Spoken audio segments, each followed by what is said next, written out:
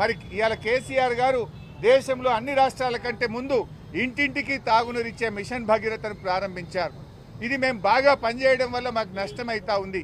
కేంద్ర ప్రభుత్వం హర్ ఘర్ జల్ కార్యక్రమం చేపడితే మీరు ముందే చేసుకున్నారు అని ₹1 ఇస్తలేరు. వీళ్ళు ముందే చేసుకున్నారు, వీళ్ళ గ్రాంట్ ఇవ్వండి అని నీతి ఆయోగ్ మరి 19,205 కోట్లు ఇవ్వమని కేంద్రానికి రికమెండ్ చేసినా ₹1 ఇయ్యలేదు. 15వ ఆర్థిక సంఘం వీళ్ళు ముందే చేసుకున్నారు, కనీసం మెయింటెనెన్స్ కన్నా 2,350 కోట్లు ఇవ్వండి అని చెప్తే ₹1 ఇవ్వలేదు. అంటే ఇలా మేము ముందు చేసుకున్నందుకు, మంచిగా పనిచేసినందుకు, మిషన్ భగీరథ ద్వారా ఇంటింటికి నీళ్లు ఇచ్చినందుకు కేంద్ర ప్రభుత్వం హర్ ఘర్ జల్లో పైసా ఇయ్యదు. 15వ ఆర్థిక సంఘం మెయింటెనెన్స్కు 2,350 కోట్లు ఇవ్వమంటే పైసా ఇవ్వరు. నీతి ఆయోగ్ 19,205 కోట్లు ఇవ్వమంటే కేంద్రం పైసా ఇయ్యదు. ఈ అన్యాయాలను ఇలా 16వ ఆర్థిక సంఘం చైర్మన్ సభ్యుల దృష్టికి తీసుకుపోయి మాకు ఖచ్చితంగా మిషన్ భగీరథ మెయింటెనెన్స్కు 20,000 కోట్లు కేటాయించాలని బీఆర్ఎస్ పార్టీ పక్షాన కోరాం. అదేవిధంగా ప్రభుత్వ ఆసుపత్రులతో ధీటుగా ప్రైవేట్ ఆసుపత్రులతో ధీటుగా ప్రభుత్వ ఆసుపత్రులు నిర్మించాలని తెలంగాణ రాష్ట్ర ప్రభుత్వం నిర్ణయించింది. రాష్ట్రంలో పెద్ద ఎత్తున సూపర్ స్పెషాలిటీ ఆసుపత్రులు కడతా ఉన్నాం.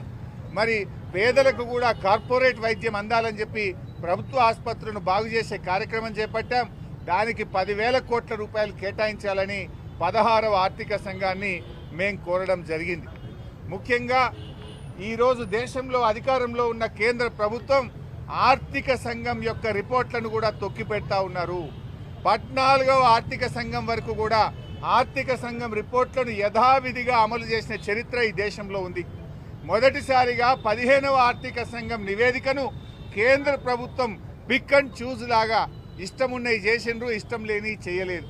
తెలంగాణ రాష్ట్రానికి స్పెషల్ గ్రాంట్ కింద మరి 723 కోట్లు, సెక్టర్ స్పెసిఫిక్ కింద 2,350 కోట్లు, స్టేట్ స్పెసిఫిక్ కింద 3,024 కోట్లు, 6,097 కోట్లు ఇవ్వాలని 15వ ఆర్థిక సంఘం చెప్పినా తెలంగాణకు ఒక్క పైసా ఇవ్వకుండా ఇవాళ కేంద్ర ప్రభుత్వం అన్యాయం చేసింది.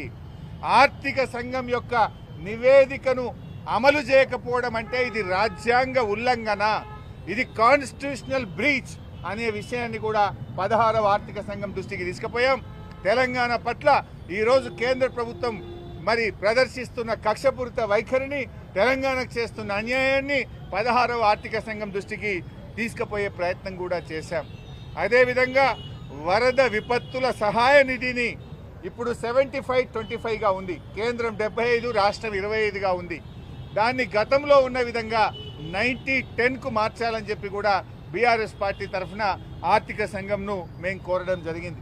ఇలా చాలా విషయాల మీద కూడా రాష్ట్ర ప్రయోజనాన్ని కాపాడే విధంగా, తెలంగాణ ప్రజల హక్కులు కాపాడే విధంగా, అభివృద్ధి చెందుతున్న తెలంగాణ మరింత అభివృద్ధి పథంలో నడిపించే విధంగా ఆర్థిక సంఘం యొక్క రిపోర్ట్ ఉండాలని, బాగా పనిచేసే రాష్ట్రాలకు అన్యాయం చేయొద్దని, గొంతు నొక్కొద్దని బీఆర్ఎస్ పార్టీ పక్షాన వారికి చెప్పడం జరిగింది. వ్రాతపూర్వకంగా కూడా మా మెమోరాండం కూడా ఇచ్చాం. ఆ మెమోరాండం కాపీని కూడా మీ అందరితో షేర్ చేస్తాం. హరీష్ రావు గారు, మీరు మొన్న ట్వీట్ చేశారు, ఫైనాన్షియల్ కమిటీస్ గా వేయట్లేదని నేను చెప్పారు.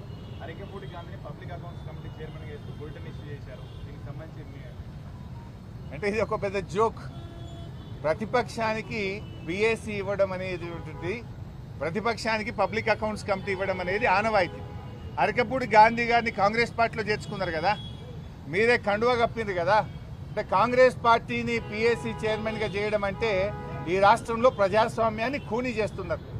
ఇలా రాహుల్ గాంధీ గారు చేతిలో రాజ్యాంగాన్ని పట్టుకొని నీతి వ్యాఖ్యలు చెప్తున్నావు కదా, నీ నీతి వ్యాఖ్యలన్నీ డొల్ల. రాహుల్ గాంధీ మాటలన్నీ నీటి మూటలు. రాహుల్ గాంధీ గారు, మీకేమన్నా నీ చేతిలో పట్టుకున్న కాన్స్టిట్యూషన్ మీద గౌరవం ఉంటే తక్షణమే నీ ముఖ్యమంత్రి రేవంత్ రెడ్డిని ఆదేశించు. కేంద్రంలో ఇదే పిఎస్సి ఎవరు తీసుకున్నారు? కేసీ వేణుగోపాల్. కాంగ్రెస్ పార్టీ రాష్ట్రాల ఇన్ఛార్జ్ ఎవరైతే ఉన్నారో కేసీ వేణుగోపాల్ పిఎస్సి అధ్యక్షుడు ఉన్నారు. మీరు ఎవరికి ఇచ్చిండ్రు? బీఆర్ఎస్ నుంచి కాంగ్రెస్లో చేరినటువంటి అరికపూడి గాంధీకి పిఎస్సి ఇవ్వడం అంటే రాజ్యాంగాన్ని నిలువ. మా రాష్ట్రానికి అన్యాయం చేయకండి, సమతుల్యత పాటించండి, వెనుకబడ్డ రాష్ట్రాలను ఆదుకోండి, బాగా పనిచేస్తున్న రాష్ట్రాలను కూడా మరి మీరు డిసిన్సెంటివైజ్ చేయకూడదు. మమ్మల్ని కూడా కాపాడాలి, బాగా పనిచేసే వాళ్ళని ప్రోత్సహించాలనేటువంటి విషయాన్ని 16వ ఆర్థిక సంఘానికి నొక్కి చెప్పాం. 13 నుంచి 14కు తగ్గింది, 14 నుంచి 15కు తగ్గింది, 15 నుంచి 16కు తగ్గద్దు దయచేసి అని చాలా గట్టిగా ఈ విషయం మీద బీఆర్ఎస్ పార్టీ తరఫున మేము నొక్కి చెప్పడం జరిగింది.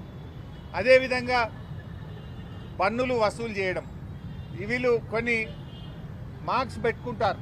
ఈ డెవల్యూషన్ రాష్ట్రాలకు ఇవ్వడానికి కొన్ని పారామీటర్స్ పెట్టుకున్నారు. పర్ క్యాపిటా ఇన్కమ్కి ఎంత పెట్టుకున్నారంటే 45% మార్కులు పర్ క్యాపిటా ఇన్కమ్కి పెట్టుకున్నారు. అంటే ఏ రాష్ట్రం అయితే హైయెస్ట్ పర్ క్యాపిటా ఇన్కమ్ ఉంటుందో వాళ్ళకు 0, లోయెస్ట్ పర్ క్యాపిటా ఇన్కమ్ ఉన్న వాళ్ళకు 45 పడతాయి. ఇది అన్యాయము. మరి మాది హైయెస్ట్ పర్ క్యాపిటా ఇన్కమ్ ఉంది తెలంగాణ, ఆ 45%ను 30%కు తగ్గించండి.